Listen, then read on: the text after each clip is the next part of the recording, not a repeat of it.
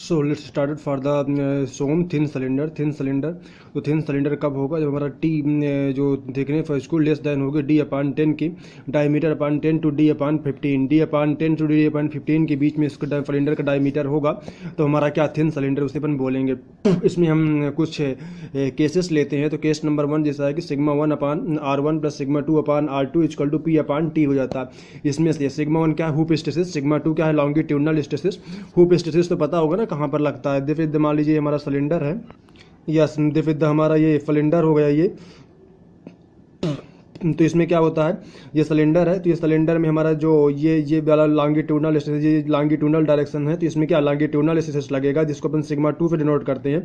और hoop stasis यहाँ पर जो स्टेसिस सरकमफेरेंस पर, इसके इस सिलेंडर के पूरे सरकमफेरेंस पर जो स्टेसिस लगता है उसे अपन क्या बोलते हैं, उसे हम सिग्मा 1 से डिनोट करते हैं with the hoop stasis. Okay, with the hoop stasis. और जो लॉन्गिट्यूडनल स्टेसिस इस प्रकार लगता है और लंबे में लेंथ में, तो इक्वल टू से क्या उसे लॉन्गिट्यूडनल स्टेसिस सिग्मा 2 से अपन डिनोट करते हैं longitudinal stasis.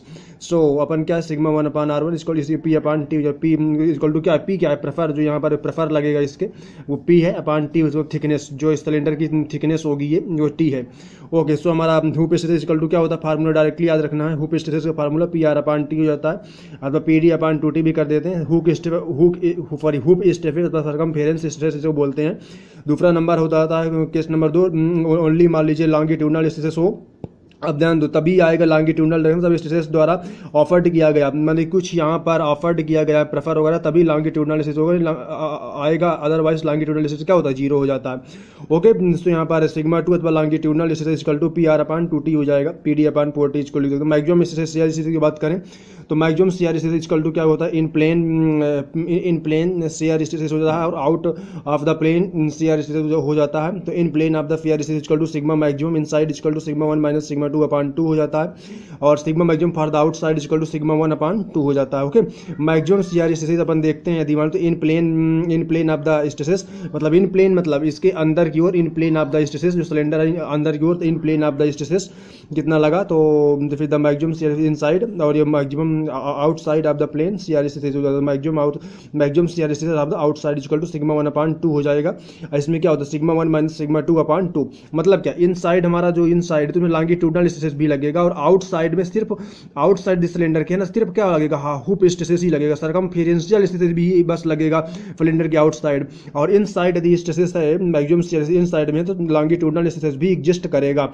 So maximum shear stresses equal to inside equal to sigma 1 minus sigma 2 upon 2 हो जाता है। Maximum shear stresses equal to outside sigma 1 अपान 2 हो जाता है। तो maximum shear stresses outside equal to P R upon 2t बस कर सकते हैं। इसमें सिग्मा 1 मतलब जानते हो ना, ये हुप स्टेसिस है, ये लॉन्गिट्यूडनल, दोनों की वैल्यू यहाँ पर पुट कर देना तो डायरेक्टली हमारा पी आर अपान 4t आ जाएगा। ओके, एक चीज और है, find the new radius and length, यदि न्यू रेडियस और लेंथ फाइंड आउट करना हो तो डीएल इक्वल टू होता है एल इंटू स्ट्रेन। तो ये क्या, ये स्ट्रेन होता है ना, लॉन्गिट्यूडनल स्ट्रेन है ना, ये तो इक्वल टू क्या होता है change in length upon original length. उसी को तो मैंने लिखा है DL equal to longitudinal strain into length. तो कहते हैं DL equal to L into longitudinal strain, तो L dash equal to original length plus change in the length equal to L dash हमने निकाल दी। रेडियस उसी प्रकार निकालना हुप से करके R dash equal to R not upon D R. Okay, इन shaft में यदि मैं इक्विवेलेंट कुछ देखते हैं थोड़ी से, तो equivalent for the torsional moment करना तो टी इक्वल टू होता है square root M square plus T square. K equal to क्या हो जाता है D initial upon D outer, D initial diameter divide by the outer diameter. Okay, तो T equal to क्या equivalent torsional moment T equal to क्या pi tau D outer cube upon 16 1 minus K की power 4 equal to क्या पाई by 16 tau D cube. Okay, ये formula बहुत important है, बहुत बार आ चुका डायरेक्टली एग्जामों में, इसलिए इसको याद रखना।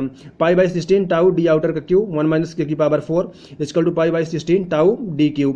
ओके, इक्विवेलेंट बेंडिंग मोमेंट इसी ऑफ द अथवा रैंकाइन थ्योरी भी से बोलते हैं, इक्विवेलेंट बेंडिंग मोमेंट अथवा Rankine theory M E equal to 1 upon 2 M plus square root M square plus T square. M मतलब मोमेंट है, बेंडिंग मोमेंट है, विद द टॉर्सन है, टी इक्वल टू टॉर्क है या फिर टॉर्सन।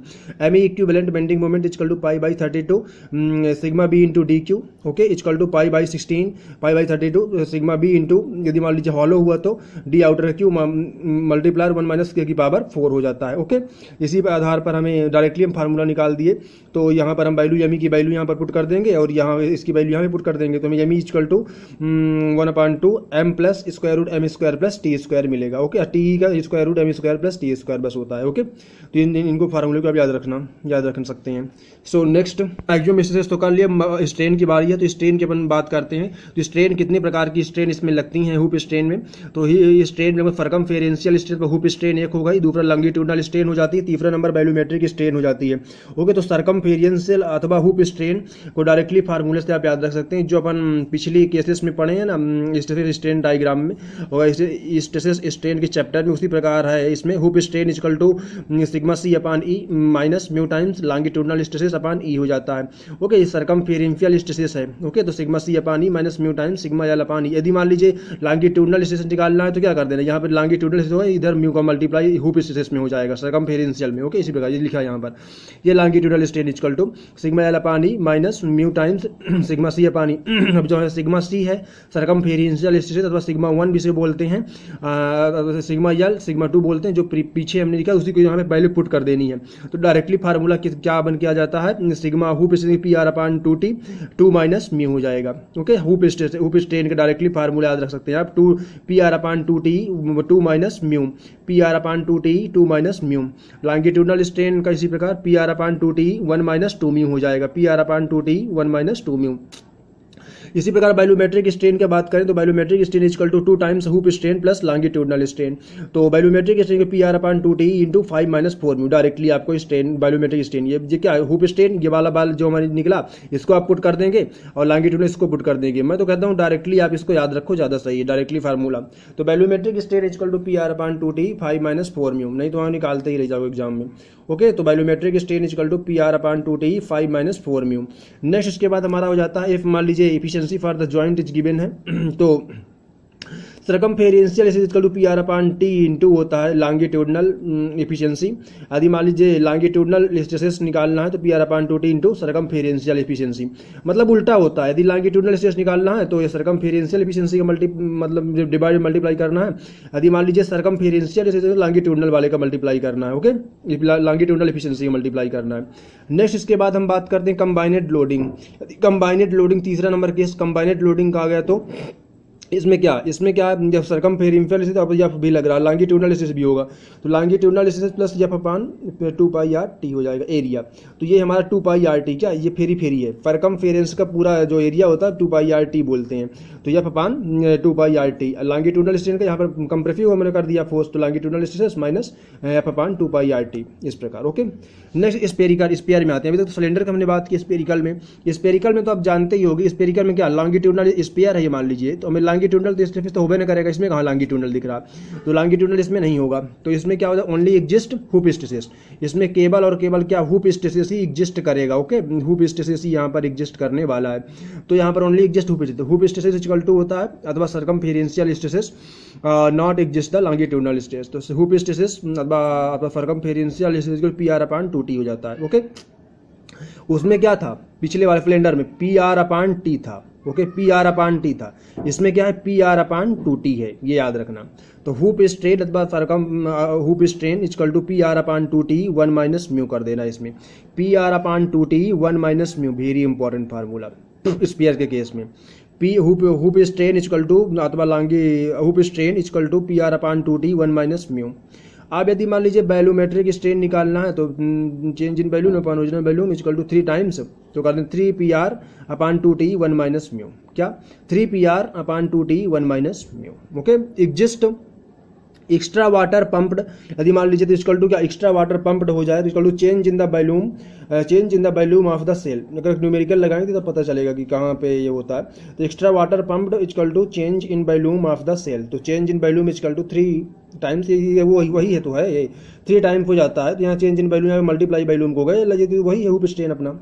ओके, इफिशिएंसी वाले फंडे में क्या बात करें तो इफिशिएंसी इक्वल टू क्या हो जाता है ऑफ द जॉइंट, तो P R upon 2t into efficiency हो जाएगा। ओके, इसके बाद हमारे क्या change in volume equal to hoop strain plus 2 times longitudinal strain उसी जगह होता है। वॉल्यूमेट्रिक इफिशिएंसी, तो वॉल्यूमेट्रिक इफिशिएंसी का नाम आता है वॉल्यूमेट्रिक स्ट्रेन इक्वल टू हमारा 3 PD अपान 4t 1 minus mu. Okay, 3/4 PD अपान 2 TE 1 माइनस म्यू। अरे वही वाला है, इसको PR के फॉर्म में लिख दिया, मतलब यहाँ पे D के फॉर्म में, R को D होता है ना, D इक्वल टू क्या होता है, D इक्वल टू 2R होता है, इसी को आप यहाँ पर रख दोगे तो ये वाला फॉर्म मिल जाएगा।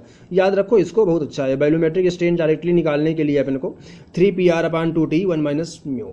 सो थैंक यू, ये तो मान लो खत्म हुआ। नेक्स्ट सो स्ट्रेन एनर्जी थोड़ी सी देख लेते हैं। स्ट्रेन एनर्जी अपना, तो स्ट्रेन एनर्जी कैलकुलेशन करने के लिए under axial load, shear force, bending moment, twisting moment. Okay, तो अपन क्या, strain energy equal to half force into deflection, तो 1/2 elastic limit for the force into elastic limit for the strain equal to 1/2 stresses into strain into volume हो जाएगा, equal to elastic stresses, elastic limit of the stresses का square divide by 2E into volume equal to tau square upon 4G into volume equal to sigma B का square upon 80 हो जाएगा। ये generally spring वगैरह के case में होता है, जनरली यूज नहीं होता। तो ये आप स्ट्रेन एनर्जी की डायरेक्टली फार्मूला इसको याद रखें आप, 1/2 फोर्स इंटू डिफ्लेक्शन, पर इलास्टिक लिमिट तक ही होगा। ओके, इलास्टिक लिमिट के ऊपर ना होना चाहिए।